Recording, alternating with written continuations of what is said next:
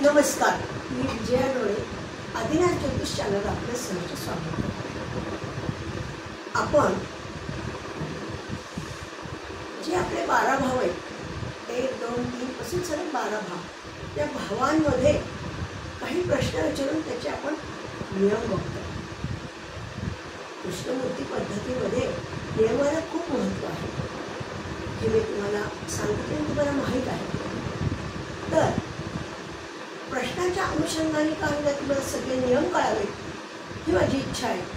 आणि म्हणून मी वेगवेगळ्या भावाचे प्रश्न घेते आणि त्यानुसार त्याचा नियम मांडते की ते नियम तुमच्याकडे कायमस्वरूपी असावेत, हो की नाही.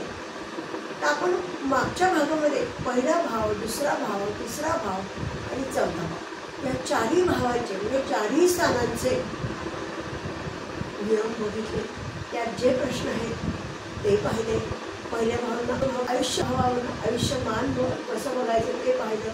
दुसऱ्या भावावरून धनस्थान आहे, कुटुंबस्थान आहे, त्याच्या संदर्भात काही प्रश्न काढले. तिसऱ्या भाव पराक्रम, लहान बंधू, छोटे मोठे प्रवास, या तिसऱ्या भावासंदर्भात पदवीला या संदर्भातले आपण प्रश्न.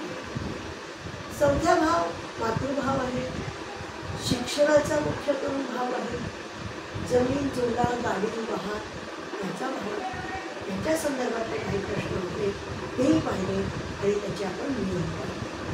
तर आज आपण काय बघणार आहोत, पाचवा भाव आणि सहावा भाव, हे दोन भाव. पाचवा भाव म्हणजे काय, तो भावस्थान.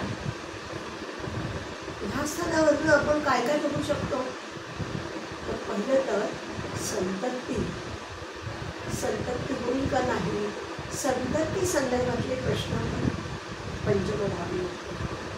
त्याच्यानंतर प्रेम प्रकरण, प्रेम यशस्वी होईल का, प्रेमाचं रूपांतर विवाहात होईल का. तसंच पंचम भाव हा अतिशय महत्त्वाचा भाव आहे. त्याचं कारण असं आहे की हे पूर्व संचित, पूर्व जन्मातनं किंवा मागच्या जन्मातनं जे पुण्य असतं, जे तुमचे पूर्व संचित असतं त्याच्यावर आपल्याला बघता येतं. सट्टा, लाठी हे बघू शकतो. असे अनेक प्रकारचे प्रश्न याच्यातून आपण बघू शकतो. त्यातले काही प्रश्न मी घेतले आणि त्याच्या नियमानुसार आपण बघणार. तसंच षष्ठ भाव, तोही आज आपण बघणार आहोत. षष्ठ भाव म्हणजे काय, हा अतिशय महत्त्वाचा भाव आहे. हा सुद्धा हा एक प्रकारचा धनभाव आहे. षष्ठम भावावरून आपण काय बघतो, नोकरीचं स्थान आहे ते, आणि मृत्यूस्थान आहे, आणि आजारपणाचं स्थान आहे. त्याच्यावरनं आयुष्यभरात तुमचे जे काय आजार होतील ते तुम्हाला समजतात. तेव्हा आपण आता पेजेस लावते आणि त्याच्यानुसार आपण डिटेलमध्ये प्रश्न आणि त्यांची उत्तरे बघू. आता मी कुंडली मांडलेली आहे. हे पहिला भाव, हा दुसरा भाव, हा तिसरा भाव, हा चौथा भाव, हा पाचवा भाव, हा सहावा भाव, असे 7, 8, 9, 10, 11 आणि 12 या सगळ्या भावांसंदर्भात प्रश्न बघून त्याचे नियम आपण बघणार आहोत. त्यातला पहिला भाव, दुसरा भाव, तिसरा भाव आणि चौथा भाव हे चारही भाव आपण मागच्या भागामध्ये याचे प्रश्न आणि नियम बघितलेले. आता आज आपण काय करणार आहे, हा पाचवा भाव आणि हा सहावा भाव, ह्या दोन्ही भावांचा आपण त्याच्या संदर्भातले प्रश्न आणि त्याचे नियम हे आपण आत्ता पाहणार. ह्याच्या संदर्भातले आता पेपर आपण लावूया. आता आपण पंचम भाव बघतोय. त्यात काही प्रश्न असले तर ते प्रश्न आणि त्याच्या संदर्भातला नियम बघतोय. आलं का लक्षात. आता पंचम भावावरून संतती, प्रेम, जुगार, ज्ञान, आकलनशक्ती, उपासना, साधना, मंत्रतंत्र इत्यादी प्रश्नांची उकल होते. पूर्व पुण्य, पूर्व सुकृत तुमचं काय असेल ते, या सगळ्याचा पंचम भावाशी संबंध असतो किंवा त्याच्यावरनं तुम्ही बघू शकता. आणि संतती संदर्भातले सगळे प्रश्नही आपण याच्यावरनं बघू शकतो. आता पहिला प्रश्न, संतती योग आहे का, हा प्रश्न आहे. आता नियम काय बघा संतती होण्यासाठी. पंचम भावाचा सब मार्गी असून मार्गी ग्रहाच्या नक्षत्रात असेल तो 5, 2, 11 या भावांचा कार्यश हवा तर योग होतो. म्हणजे संतती योग केव्हा होतो, पंचम भावाचा सब बघायचा. तो 2, 5, 11चा कार्यश असेल तर 100% संतती होईल, हा नियम आहे. या भावांचा कार्यश हवा तर योग होतो. पंचम भावाचे विरोधी भाव कोणते बरं, त्याच्या अलीकडचा 5व्याच्या अलीकडचा म्हणजे व्ययभाव चतुर्थ भाव, 2च्या अलीकडचा प्रथम भाव आणि 11च्या अलीकडचा 10. हे जर असले विरोधी भाव असले तर संतती होण्यासाठी अडथळे येऊ शकतात, विरोध होऊ शकतो संतती होण्यासाठी. म्हणजे संतती योगासाठी काय लागतं, पंचम भावाचा सब 2, 5, 11 असेल तर नक्की संतती होणार. पण त्याच्या विरुद्ध विरोधी भाव जर 4, 1, 10 यांचा कार्य असेल तर मात्र संतती होण्यासाठी अडथळे येऊ शकतात. आता प्रश्न नंबर 2, प्रेमविवाहाचे योग आहेत का हो आमच्या पत्रिकेत, असं आमच्या मुलाच्या पत्रिकेत आहे का, असे प्रश्न विचारले जातात. पंचम भावाचा सब, आता बघा, पंचम भावाचा सब मार्गी असून मार्गी ग्रहाच्या नक्षत्रात असून तो 7 या भावाचा कार्यश हवा. तसेच सप्तम भावाचा सब हा पण पंचम भावाचा कार्यश हवा तर प्रेमविवाह होतो. हे प्रेमविवाहासाठी काय लागतं, पंचम भावाचा सब हा मार्गी असायला हवा, मार्गी ग्रहाच्या नक्षत्रात असायला हवा आणि 7चा कार्यश पाहिजे. सप्तम भावाचा तो कार्यश पाहिजे. सप्तम भावाचा, पंचम भावाचा कसा तसं सप्तम भावाचा सब सुद्धा पंचम भावाचा कार्यश पाहिजे. म्हणजे पंचम आणि सप्तम हे दोन्ही एकमेकांचे कार्यश पाहिजे तर विवाहात रूपांतर होतं. नुसतंच प्रेम जर सप्तमाचा पंचम भावाचा सप्तमाचा कार्यश नसेल, त्याच्या विरुद्ध षष्ठाचा कार्यश असेल तर प्रेमविवाह होणार नाही, प्रेमभंग होईल. आता पुढचा प्रश्न, संतती IVFने होईल का. जेव्हा पंचम भावाचा सब जर 5, 2, 11चा कार्यश नसेल तर काय होईल, मूलबाळ होत नाही, अनेक वर्षे वाट बघावी लागते तरी संतती होत नाही. म्हणल्यानंतर पुढे वैवाहिक जोडपं IVFच्या मार्गदर्शन घेऊ शकतात. तर मग IVFने तरी होईल का हो, हा प्रश्न आहे. तर काय आहे त्याचा काय नियम आहे, पंचम भावाचा सब मार्गी असून मार्गी ग्रहाच्या नक्षत्रात असून तो 4, 8, 12 या भावांचा कार्यश हवा. तो 2, 5, 11चा कार्यश होत नाही म्हणून तर आपल्याला IVFची गरज घ्यायला लागते ना, हो की नाही. मग तो कसा लागतो, IVFने तरी होईल का, तर पंचम भावाचा सब 4, 8 आणि 12 या भावांचा कार्यश असता हा योग होतो. IVFने संतती होते पण मध्ये असतं, म्हणजे दशा अंतर्दशा हे तर आपल्याला माहीतच आहे. अशा वेळी मात्र स्त्रीची पत्रिका बघावी लागते. IVF साठी स्त्रीची पत्रिका बघावी लागते. आलं का लक्षात. जेव्हा रेग्युलर संतती होत नाही, पंचम भावाचा सब 2, 5, 11चा कार्यशच होत नाही आहे, वाट बघून आता काय करायचं, तेव्हा माणूस IVFच्या बाजूला वळतो आणि मग आपण IVFने तरी संतती होईल का हा प्रश्न विचारतो. तर IVFने संतती होताना पंचम भावाचा सब 4, 8, 12 आणि मार्गी लागतं असेल तर IVFने संतती होईल. आता आपण षष्ठ भाव बघणार. षष्ठम भाव हे प्रमुख धनस्थान आहे. ज्याच्याशी व्यवहार करतो ते सप्तम स्थान.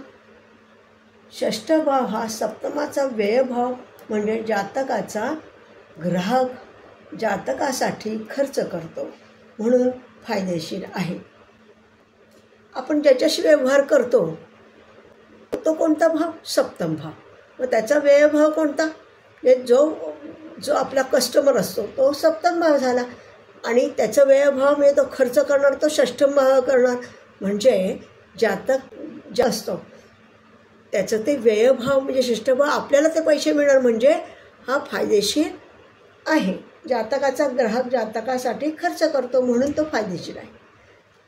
आता प्रश्न, कोर्ट स्पर्धेतील यश तसेच निवडणुकीत यश आहे का? म्हणजे कोर्ट स्पर्धा आणि निवडणूक या तिन्हीत यश आहे का? या तिन्हीसाठी प्रश्न त्याचा नियम एकच आहे. नियम काय? षष्ठ भावाचा सब मार्गी ग्रहाच्या नक्षत्रात असून 6, 10, 11 या भावांपैकी एखाद्या तरी भावाचा कार्यश असेल तर स्पर्धा, कोर्ट केस व निवडणूक यात यश मिळेल. कोर्ट नंतर स्पर्धा, यश आणि निवडणूक यातलं यश बघताना काय बघायचं? षष्ठम भावाचा सब बघायचा. तो मार्गी हवा आणि मार्गी ग्रहाच्या नक्षत्रात हवा आणि 6, 10, 11 या भावांपैकी एखाद्याचा जरी कार्यश असेल तर स्पर्धा, कोर्ट केस, निवडणूक ह्याच्यात तुम्हाला यश मिळते. आता वरील प्रश्नासाठी षष्ठाचा कार्यश 6, 10, 11 या भावांपैकी भावांचा कार्यश असून 4, 5, 12 ह्यापैकी भावांचा कार्यश असेल तर व्ययभावाचा सब बघावा. कारण व्ययभाव हे 7चे षष्ठमच्या भावापासून 6वे आहे. या प्रश्नासाठी 6, 10, 11 यापैकी झालं पैकी भावांचा कार्यश असून पुन्हा हे तर आहे, पुन्हा 4, 5, 12 म्हणजे 4, 5, 12 हे जर कार्यश असतील 6, 10, 11 बरोबर तर मग काय करायचं? सप्तम भावापासून 6वं भाव बघायचा. आपण आपल्या जातकाच्याकडून षष्ठम भाव बघतो तसं म्हणजे सप्तम भाव झाला विरोधी. म्हणजे मग त्याच्यापासून 6वं स्थान कुठलं? तर व्ययभाव. मग व्ययभाव अशा याला बघितला 2 जर 6, 10, 11 आणि 4, 5, 12 हे जरी 6, 10, 11 आणि 4, 5, 12 ह्या दोन्हीपैकी मिक्स असले तर अशा याला काय करावं लागेल? सप्तम भाव हा तुमचा स्पर्धक जो आहे किंवा तुमचा कोर्टाच्या विरुद्ध तुमचा कोण आहे त्याचा भाव झाला. मग त्याच्यापासूनचा 6वा भाव बघायचा आणि व्ययभावाचा सब बघावा. मग काय करायचा? म्हणून तो व्ययभाव झाला. 7व्यापासून 6वा भाव कोणता झाला? व्ययभाव म्हणजे 12वा भाव. मग काय करायचं? त्याचा बघावा. कारण व्यय हा हे 7 भावापासून 6वे आहे. म्हणून व्ययभावाचा कार्य जर 4 किंवा 5 या भावांचा कार्यश असेल तर प्रतिस्पर्धी जिंकतो किंवा विजयी होतो. षष्ठ भाव आपण कधी पाहिला? जातकाचा पाहिला की कोर्ट कचेरीत यश आहे का किंवा स्पर्धेत यश आहे का किंवा निवडणुकीत यश आहे का. त्या जातकाचा भाव आपण काय केला? षष्ठ भाव. षष्ठ भावाचा सब 6, 10, 11 यापैकी भावांचा कार्यश आहे तर त्याला नक्कीच यश मिळेल जातकाला. परंतु 6, 10, 11 पैकी तर आहेच कार्यश आणि 4, 5, 12 ह्यापैकी पण कार्यश आहे.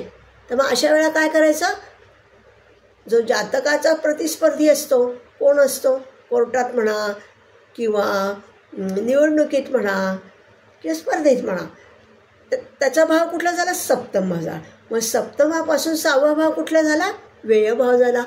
हो की नाही? मग व्ययभावाचा सब बघायचा आणि तो जर 4 आणि 5 ह्या भावांपैकी कार्यश असेल तर कोण जिंकतं? प्रतिस्पर्धी जिंकतो. तुम्ही जो जातक विचारला नसतो तो जिंकत नाही तर प्रतिस्पर्धी जिंकतो, विजयी होतो प्रतिस्पर्धी. येतं आहे का लक्षात? कोर्ट केस निकाल केव्हा? कोर्ट केसचा निकाल केव्हा लागतो बरं? हा प्रश्न आहे. तर ज्या महादशा अंतर्दशा 6 व 7 ह्या भावांचे कार्यश असतील तेव्हा केस उभी राहते. नाहीतर तारखांवर तारखा पडतायत. पुढच्या महिन्यात, त्याच्या पुढच्या महिन्यात, त्याच्या पुढच्या महिन्यात वर्षानुवर्ष केसेस चालू राहतात. कोर्ट केसमध्ये. पण जेव्हा 6 आणि 7 ह्याचा कार्यश होतात महादशा अंतर्दशा, तेव्हा केस उभी राहते. आणि ज्या दशा 9 या भावाच्या कार्यश असतील तेव्हा निकाल लागतो. आलं का लक्षात? 9 भाव म्हणजे 9वा भाव, ह्याच्या महादशा अंतर्दशा जेव्हा कार्यश असतील त्या महादशा अंतर्दशेमध्ये कोर्टाचा निकाल लागतो. येते का लक्षात? कोर्ट केसचा निकाल केव्हा? ज्या महादशा अंतर्दशा या 6 व 7 या भावांपैकी कार्यश असतील तेव्हा केस उभी राहते. आणि निकाल केव्हा लागतो? 9व्या भावाचा कार्यश असेल तेव्हा निकाल लागतो. आता प्रश्न क्रमांक 2. प्रश्न नंबर 2. नोकरी मिळेल का? केव्हा? हा प्रश्न कुंडलीवरून बघावा. आता त्याचा नियम काय? षष्ठ भावाचा सब मार्गी असून, मार्गी ग्रहाच्या नक्षत्रात असून 2, 6, 10, 11 यापैकी भावांचा कार्य असेल तेव्हा त्या दशेत नोकरी मिळेल. नोकरी केव्हा मिळते? षष्ठ भावाचा सब मार्गी असून तो 2, 6, 10, 11 या भावापैकी कार्यश असेल तर त्या दशेमध्ये महादशा अंतर्दशेमध्ये नोकरी मिळेल. प्रश्नकुंडलीला पण तोच नियम आहे. जरी हा प्रश्न तुम्हाला एखाद्याकडे कुंडली नसेल, प्रश्नकुंडली बघायचं तरी नियम हाच आहे.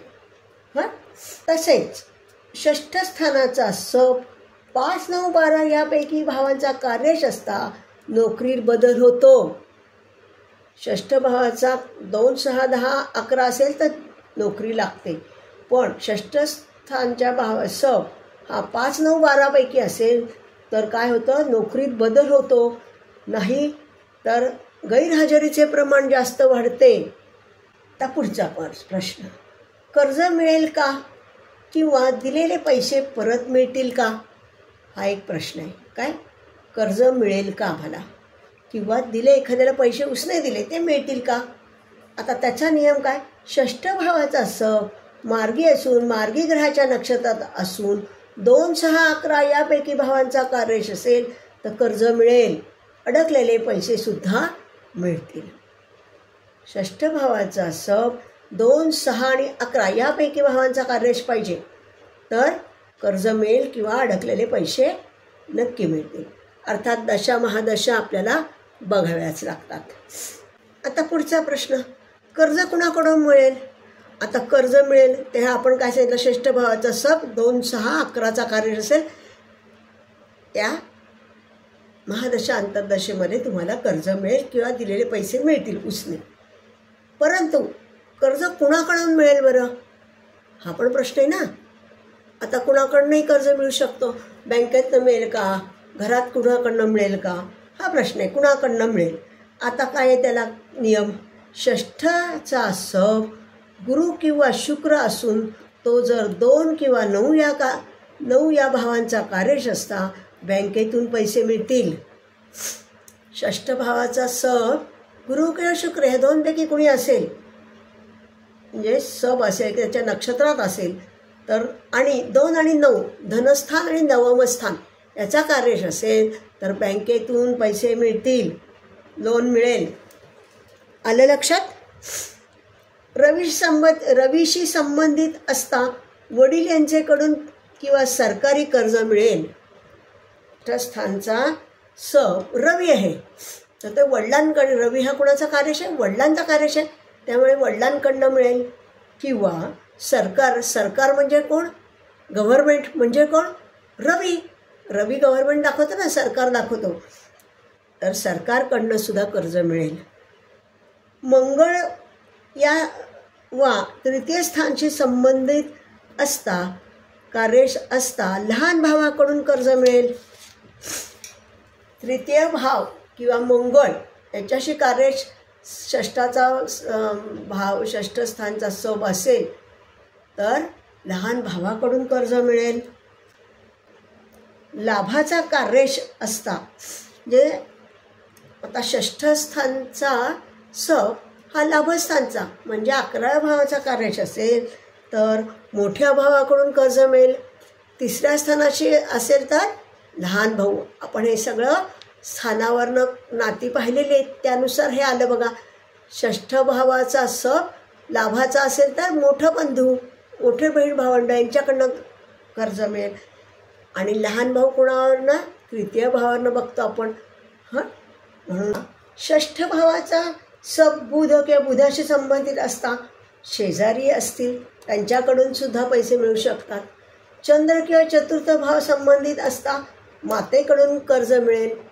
चतुर्थ भाव कोणाचा? मातेचा. चंद्रावरनं माता बघतो आपण. गुरु असून पंचम भावाशी संबंधित असता संततीकडून मिळेल. गुरु हा संततीचा कारक ग्रह आहे आणि पंचम भाव हे संततीचा भाव आहे. पंचम भावाशी षष्ठाचा संबंध असेल तर संततीकडून पैसे मिळेल. शुक्र कार्यश असता पती किंवा पत्नीकडून मिळेल. शुक्र हा अष्टमाचा पण कार्यश असता सासूरवाडीकडून मिळेल. अष्टम भाव हे काय आहे? सासूरवाडी. अष्टम भावांना आपण काय बघतो? सासूरवाडी. आपला नवरा किंवा बायको जे बघतो आपण पती पत्नीपैकी, त्याचं धनस्थान म्हणजे सासूरवाडी, हो की नाही? आपल्या पहिल्या स्थानाचं धनस्थान तसं सप्तमस्थानचं धनस्थान अष्टमस्थान, त्याचा कार्यश असेल तर सासूरवाडीकडनं सुद्धा पैसे मिळतील. शुक्राशी संबंधित असून लाभाचा कार्यश असता मित्रांकडून पैसे मिळतील. लाभस्थानावरून आपण कुठलं नातं बघतो? मित्रमैत्रिणी, हो की नाही? शनी कार्यश असता नोकरांकडून मिळेल. ज्यांना तुम्हाला लोन मिळू शकतं त्याची सुद्धा आपण मीमांसा केली. कार्यमीमांसा. वडील किंवा सरकारी. शुक्र आणि गुरु असेल तर बँका. बुध असेल तर शेजारून. तृतीय भाव असेल धाकटा भाऊ. 11 भाव असेल तर मोठा भाऊ. पंचम भाव असेल तर संतती. आणि शनी असेल तर नोकर. हे आपण सगळं व्यवस्थित अभ्यासलेलं आहे की षष्ठ भावाचा कोण असेल त्याच्यावरनं कुठून लोन मिळेल तुम्हाला, कुठून तुम्हाला कर्ज मिळेल हे आपण व्यवस्थित पाहिलेलं आहे. आता पुढचा प्रश्न, कर्जमुक्ती होईल का?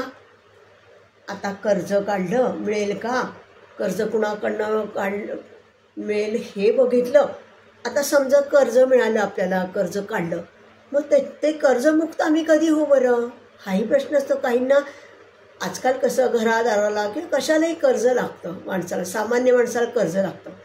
ते कर्ज कधी आमचं फिटेल, कर्जातून आम्ही कधी मुक्त होऊ, हाही प्रश्न असतो. तेव्हा काय नियम? षष्ठ भावाचा व्ययभावाचा कार्यश असता कर्जमुक्ती होते. षष्ठ भावाचा व्ययभाव म्हणजे 12वा भाव त्याचा कार्यश असेल तेव्हाच कर्जमुक्ती होते. पण 5-12 यांच्या कार्यश दशामध्ये कर्ज फिटते आणि 5-12 यांच्या दशा, महादशा, अंतर्दशामध्ये तुमचं कर्ज नील होतं म्हणजे फिटून जातं. महादशा कुठल्या? 5 आणि 12. आणि कर्ज फिटतं कधी? षष्ठ भावाचा जेव्हा व्ययभावाचा कार्यश असेल तेव्हा कर्जमुक्त होता तुम्ही. आता पुढचा प्रश्न, कर्जासंदर्भातला प्रश्न झाला आपला. आता पुढचा प्रश्न, आजारातून बरे वाटेल का? आजार पण षष्ठ भावानं बघतो आपण, ओके नाही? मग आता त्यातनं बरं होऊ का? काही वेळेला खूप मोठा आजार असतो, पटकन बरं होत नाही. ते हा प्रश्न मनात येतो, बा आम्ही कधी याच्यातनं बरे होऊ? तेव्हा नियम काय त्याचा? षष्ठ भावाचा मार्गी असून, मार्गी ग्रहाच्या नक्षत्रात असून 1, 5, 11 यापैकी भावांचा कार्यश असता आजार बरा होतो. बघा कधी निर्माण होतो? षष्ठ भावाशी असेल, षष्ठ भावातनं आजार बघतो आपण. मग त्याचा व्ययभाव कुठला? 5 आणि 11. 5, 11 आणि 1 यापैकी भावांचा कार्यश असेल तर व्यक्ती आजारातून बरी होते. परंतु तरीसुद्धा 5 आणि 11 हे जर असले, नुसता 5 असला बरं वाटतं पण पूर्ण बरं होत नाही. जेव्हा 5, 11 हे ओपन असतात दोन्ही ह्याच्यात, त्यावेळेला तुमची प्रकृती पूर्णपणे तुम्ही त्या आजारातून मुक्त झालेला असता. नुसतं 5 किंवा 11 असेल तर तात्पुरतं तुम्हाला बरं वाटत असतं, नाही ठीक आहे माझी प्रकृती, असं असतं. पण जेव्हा पूर्ण बरं होता तेव्हा 5 आणि 11 हे ओपन लागतात, तर तुम्ही पूर्ण बरे होता. आजार बरा होतो.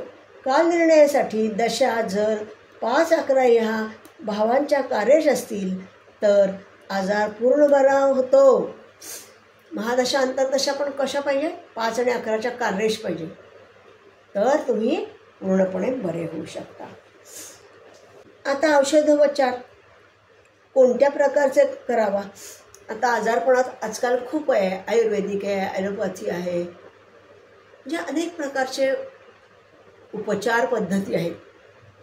तर आम्हाला कोणती लागू पडेल बरं उपचार पद्धती, असं काहींचा प्रश्न असतो. तर आता बघा, औषधोपचार कोणत्या प्रकारचा करावा, त्याला नियम काय? पंचम भावाचा सब हा उपाय दाखवतो. भावांना आपण काय करतो? आजार बघतो. षष्ठाचा व्ययभाव कुठला? पंचम भाव. मग त्याचा जो सब असेल तो तुम्हाला उपाय दाखवतो, कशावरनं तुम्ही बरे व्हाल, कुठल्या प्रकारचे ट्रीटमेंट घेतल्यावर बरं होईल, ते दाखवतो. पंचमाचा सब रवी संबंधित असता ॲलोपॅथी, पंचम भावाचा बुध संबंधित असता आयुर्वेद. बघा, रवी असेल तर ॲलोपॅथी, पंचम भावाचा सब बुध असता आयुर्वेद. आता पंचमाचा सब मंगळ संबंधित असता इलेक्ट्रिकल शेक किंवा शॉक देऊन, कमी प्रमाणातले शॉक किंवा असं जे असेल ते मंगळ असतात. पंचमाचा सब शुक्र संबंधित असता होमिओपॅथी. शुक्र असेल तर सब शुक्र असेल तर होमिओपॅथी. पंचमाचा सब राहू संबंधित असता युनानी. पंचमाचा सब केतू संबंधित असता मंत्रोपचार व आयुर्वेद. आणि शनी असता दीर्घकालीन आजार असतो. आजारपणासाठी पंचम भावाचा सब बघावा लागतो, त्याच्यातनं बाहेर येण्यासाठी उपचारासाठी. मग कुठल्याही आजार बरा होईल ते आपण आता बघितलं की पंचमा भावाचा सब कोण आहे त्याच्यानं आपण बघितलं आहे. पुढचा प्रश्न, आजार कोणता असेल बरं? आम्हाला आजार बघावा लागतो की लोकांना काय बरं आम्हाला होईल, आजार कोणता असेल. ते आजार आपण कशावरनं बघतो? षष्ठ भावावरनं बघतो. आयुष्यातले सगळे आजार आपण षष्ठ भावावरनं बघतो आणि मृत्यूसमयीचा आजार हा अष्टम भावावरनं बघतो.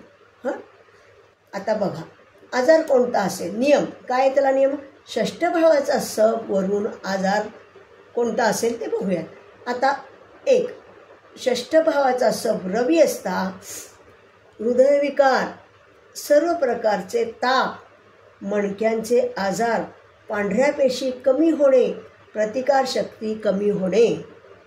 षष्ठ भावाचा सब जर रवी असेल तर आपल्याला हे आजार सापडतात. षष्ठ भावाचा सब चंद्र असता मनोविकार, सर्दी, पडसे, कफ, अस्थमा, कोष्ठवायू, सांधेदुखी, जलोदर, हार्निया, अतिसार, अपचन इत्यादी. म्हणजे रवीपासून कोणते आजार, चंद्रापासून कोणते आजार होतात ते आपल्याला षष्ठ भावावरनं, षष्ठ भावाच्या सबवरनं कळतं. तर षष्ठ भावाचा सब आता मंगळ आहे. मंगळ असता अर्धशेषी, डोकेदुखी, अपघात, मेंदू व लिंगविकार, स्नायूचे आजार, मूळव्याध, भगेंद्र, गुप्तरोग, भाजणे, कापणे इत्यादी. हे मंगळाचे आजार झाले. बुध, षष्ठस्थानचा सब बुध असता पक्षाघात, मज्जातंतूचे विकार, हातपाय बधीर होणे, अपचन, भूक मंदावणे, विमनस्क अवस्था, डॉक्टर बदलावा लागतो. बुध असताना एकापेक्षा अनेक डॉक्टर बदलावे लागतात. हे षष्ठस्थानचा सब बुध असेल तर हे आजार सापडतात. षष्ठस्थानचा सब गुरु असेल तर मेदवृद्धी, मधुमेह, सांधेदुखी, सूज येणे, गळवे, हत्तीरोग, पांढऱ्या पेशींचे प्रमाण वाढणे आणि कॅन्सर हे गुरुचे आजार झाले. आपण काय पाहिलं आता? षष्ठ स्थानावरनं सगळे आजार कोणते. आणि षष्ठा पंचम भावाचा सवर्ण काय पाहिला, त्याची उपचार पद्धती कुठला आयुर्वेदिक घ्यावी का अजून कोणती घ्यावी ते पाहिलं. आता षष्ठम घसा, गळा, जीभ, स्वरयंत्र यांचे विकार, घटन, सर्प, पायोरिया, गर्भाशय, मूत्रविसर्जन, मूतखडा, वीर्यदोष, गुप्तरोग, लैंगिक आजार आणि टॉन्सिल्सची वाढ हे शुक्रास्थ असतं. आता शनी जर षष्ठस्थानचा सप झाला तर काय, शनी असतात कफ, खोकला, थंडी, ताप, क्षयरोग, ब्रॉन्कायटिस, कॅल्शियमची कमतरता, महारोग आणि कोड हे शनी षष्ठस्थानचा सप असताना. राहू सप असता ज्याच्या युतीत असेल, दृष्टीत असेल त्यानुसार त्या ग्रहस्वामीचे आजार असतील. केतू सप असतात ज्याच्या युतीत असेल किंवा दृष्टीत असेल त्यानुसार त्या ग्रहस्वामीचे आजार असतील. पण 12 भावांपैकी पंचम भाव आणि षष्ठ भाव यातील काही प्रश्न घेतले आणि त्या संदर्भात नियम बघितले. आता त्याच्यातून प्रत्येक प्रश्नाचं उत्तर कसं शोधायचं हे आपण उदाहरणातल्या याच्यातनं बघितलेलं आहे. आपण काय करतो, एखादा प्रश्न आला जातकाकडनं तर काय करतो, पहिल्यांदा आपण संपूर्ण पत्रिका काढतो. लग्न कुंडली, कस्प कुंडली, स्पष्ट भाव, स्पष्ट ग्रह, सप भावांचे सप, ग्रहांचे सप हे सगळं आपण तयार करतो. आणि त्यानुसार जो प्रश्न असेल त्याचा नियम बघायचा आणि त्याचा जो सब असेल तो त्याचे कार्यक्षेत्र एका बाजूला न्यायचे आणि मग घटना घडेल का नाही त्या कार्यक्षेत्रावरून आपल्याला कळतं. आणि मग घडत असेल, घडणार आहे घटना, होकार आहे घटनेचा, तर आपण काय बघतो, महादशा अंतर्दशा बघतो. त्या महादशा अंतर्दशामध्ये ती घटना घडण्याचे त्या स्थानांचे कार्यक्षेत्र आहे का त्याच्यात हे बघतो. आणि त्यानुसार आपण ती घटना ह्या महादशेत, ह्या अंतर्दशेत, ह्या विदेशात घडणार हे बघितल्यानंतर काय करतो, 10 दिवसापर्यंत तर फलादेश देऊ शकतो. ह्या दिवसात घटना घडेल तेव्हा फलादेशासाठी शेवटचं हे काय महादशा असेल, त्या महादशेच्या स्वामीच्या राशीतून रवी गेला पाहिजे आणि जी अंतर्दशा असेल त्या ग्रहाच्या नक्षत्रातून रवी जाईल तेव्हा ती घटना घडेल. एका नक्षत्रात रवी किती दिवस असतो, 10 दिवस असतो. ते 10 दिवसापर्यंत तर आपण पिरियड नक्कीच देऊ शकतो. ती घटना कशी बघायची हेही मी तुम्हाला सांगितलं. पण आपण प्रश्न पाहिले, त्याचे नियम पाहिले आणि नंतर ती घटना घडणार असेल नसेल तर ते कसं बघायचं हेही तुम्हाला आता पूर्णपणे कळलं आहे. तेव्हा आजचा पंचम भाव आणि षष्ठम भाव हा भाग आपण इथेच संपवत आहोत आणि पुढच्या वेळेला 7वा 8वा किंवा 7वा 8वा 9वा असे 2-3 भाव बघू. पण तत्पूर्वी आपली दीपावली येत आहे तेव्हा ह्या दीपावलीच्या आदिनाथ ज्योतिष चॅनलतर्फे आणि माझ्यातर्फे सगळ्यांना खूप खूप शुभेच्छा. सगळ्यांना ही दीपावली सुखशांती, समृद्धीची आणि आरोग्याची जावो ही ईश्वराजवळ प्रार्थना. तेव्हा आजचा भाग मी इथे संपवत आहे आणि पुढच्या भागासाठी आपण लवकरच भेटूया. सगळ्यांनी लाईक सबस्क्राईब केलं असेल याची मला पूर्ण खात्री. धन्यवाद.